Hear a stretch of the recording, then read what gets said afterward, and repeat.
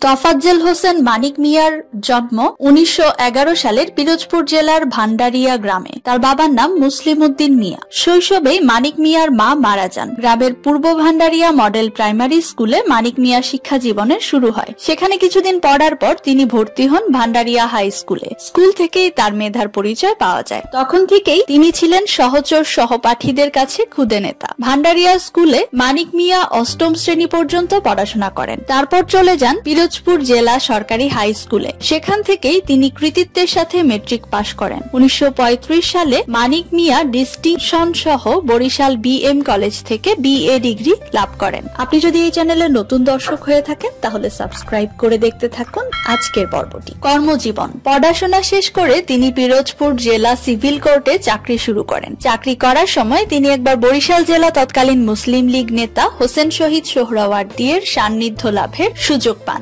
চাকরিকালীন সময়ে জনৈক মুনসেফ একদিন তার সঙ্গে খারাপ আচরণ করেন। এই অন্যায় আচরণের প্রতিবাদ করে তিনি চাকরি ছেড়ে দেন। এই চাকরি ছেড়ে দিয়ে তিনি যোগ দেন তদানীন্তন বাংলা সরকারের জনসংযোগ বিভাগে বরিশাল জেলার সংযোগ অফিসার হিসেবে। সে চাকরি ছেড়ে দেওয়ার পর তিনি কলকাতার প্রাদেশিক মুসলিম লীগের অফিস সেক্রেটারি হিসেবে যোগদান করেন। রাজনৈতিক প্রচারকে জনগণের কাছে নিয়ে যেতে একটি প্রচারপত্রের প্রয়োজন ছিল এবং সেই চিন্তা থেকে মানিক মিয়ার উদ্যোগে 1946 সালে আবুল মনসুর আহমেদের সম্পাদনায় বের হয় দৈনিক ইত্তেহাদ। 1947 সালের আগস্ট মাসে দৈনিক ইত্তেহাদের পরিচালনা পরিষদের সেক্রেটারি হিসেবে তিনি যোগদান করেন। এই পত্রিকার সাথে মানিক মিয়া মাত্র 1.5 বছরের মতো যুক্ত ছিলেন। এই পত্রিকার মাধ্যমেই তার গণমাধ্যম জগতের সাথে ঘনিষ্ঠ যোগাযোগ গড়ে ওঠে। দেশ বিভাগের পর থেকে পত্রিকাটি ঢাকায় নিয়ে আসার অনেক চেষ্টা করেছিলেন তিনি, কিন্তু 3 বার পত্রিকাটিকে পূর্ব পাকিস্তানে প্রবেশে বাধা দেওয়া হয় এবং এখানে নিষিদ্ধ ঘোষণা করা হয়। বারবার এভাবে পাকিস্তানি সরকার কর্তৃক বাধাপ্রাপ্ত হওয়ার পর শেষ পর্যন্ত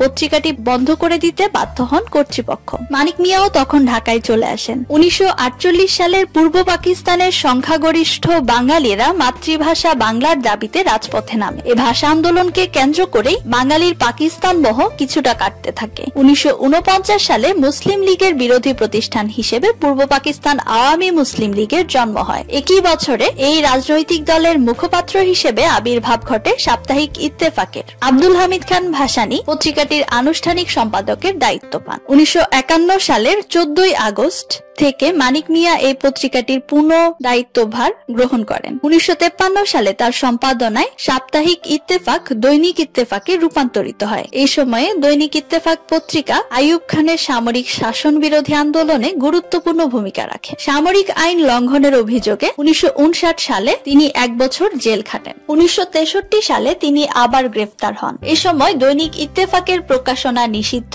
এবং নিউ নেশন প্রিন্টিং প্রেস বাজেয়াপ্ত করা হয়। এর ফলে তার প্রতিষ্ঠিত অন্য 2টি পত্রিকা ঢাকা টাইমস ও পূর্বানী বন্ধ হয়ে যায়। গণ আন্দোলনের মুখে সরকার ইত্তেফাকের উপর বিধিনিষেধ প্রত্যাহার করতে বাধ্য হয়। ফলে 1969 সালের 11 ফেব্রুয়ারি পত্রিকাটি আবার প্রকাশিত হয়। পাকিস্তানি শাসক গোষ্ঠীর শোষণ ও নির্যাতনের বিরুদ্ধে প্রতিরোধ সৃষ্টির লক্ষ্যে তিনি ইত্তেফাকের রাজনৈতিক হালচাল ও পরবর্তী সময়ে মঞ্চে নেপথ্য কলামে মোসাফির ছদ্মনামে নিয়মিত উপসম্পাদকীয় লিখতেন। 1963 সালে তিনি আন্তর্জাতিক প্রেস ইনস্টিটিউটের পাকিস্তান শাখার প্রেসিডেন্ট নির্বাচিত হন। 1964 সালে কাশ্মীরে সৃষ্ট দাঙ্গা ঢাকায় ছড়িয়ে পড়লে তা প্রতিরোধে স্থাপিত দাঙ্গা প্রতিরোধ কমিটির প্রথম সভাপতি হিসেবে তিনি দায়িত্ব পালন করেন। পরিবারের সদস্য। পিরোজপুর জেলা সিভিল কোর্টে কর্মরত থাকা অবস্থায় 1937 সালে ফরিদপুর জেলার ভাঙ্গা থানার অন্তর্গত গোয়ালদি গ্রামের অভিজাত পরিবারের মরহুম খন্দকার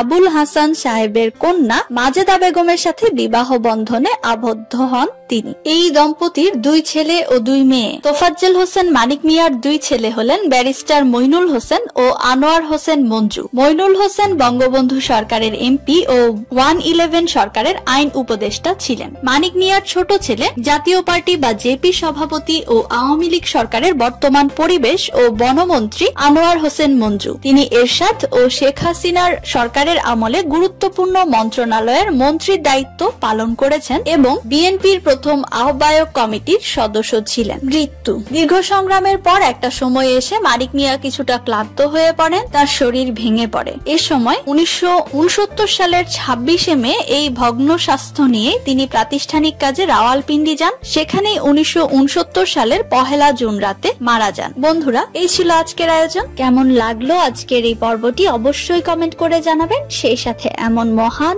ও বিশিষ্ট ব্যক্তিদের জীবনী সম্বন্ধে জানতে আমাদের চ্যানেলটি সাবস্ক্রাইব করে রাখুন। ভালো থাকুন সবাই। আসসালামু আলাইকুম।